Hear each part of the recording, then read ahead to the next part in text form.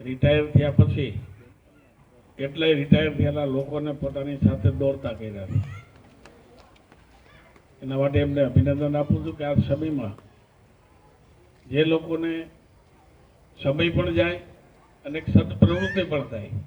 એમ હમણાં અમને કીધું કે ભાઈ કુદરતે આપણને આપ્યું છે અને આપ્યું છે તો કંઈક સમાજને પણ આપણે ઉપયોગી થાય એ હેતુથી કોઈ ધનથી આપે, કોઈ મનથી આપે, કોઈ તનથી સેવા આપે, એ બધી જ સેવાઓનો સરવાળો તો થાય જ.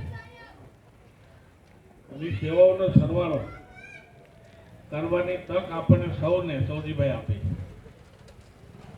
પ્રવૃત્તિ કરે, સંચાલન કરે, જે જવાબદારી સંભાળે, પણ એમાં જોડવાનું કામ અને તમે પણ કોઈ સદકાર્યના સદભાગી બનો એની તક આપણે સૌને જે આપી છે એના માટે ફરીથી એમને હું અભિનંદન આપું છું.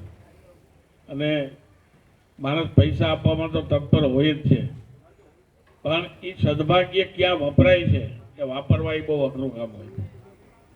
હમણાં આપણે જોયું કે સદભાવના ટ્રસ્ટે જે કાર્યક્રમ કર્યો, આવડી મોટી સપ્તાહ થઈ, આટલા લોકો, હજારો લોકો જેમાં છતાં કરોડો રૂપિયાનું દાન લોકોએ આપ્યું. કારણ કે લોકો જોવે કે આ પૈસો જે આપીએ છીએ એ સદકાર્યમાં વપરાવાનો. હું રૂપિયો આપી તો રૂપિયાનું 1.25 રૂપિયાનું કામ એ થવાનું એ ભાવ સાથે. આજે સૌજીભાઈ પણ જે સરકારમાંથી સવલતો તો મળે છે, સવલતો ઉપરાંત જે ઘટતી વસ્તુઓ હતી, ઘણા લોકોને ચિંતા હોય કે ઘઉં ને ચોખા તો આવ્યા પણ બાકીની ચીજોનું શું, પૈસા નથી.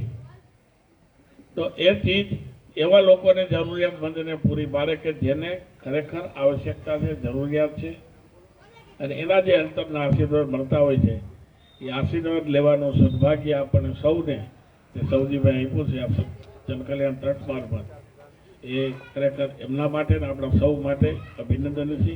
ફરીથી આ ટ્રસ્ટને અને ટ્રસ્ટના સ્થાપક શ્રી સૌજીભાઈ અને એમની ટીમને ખૂબ ખૂબ શુભકામનાઓ.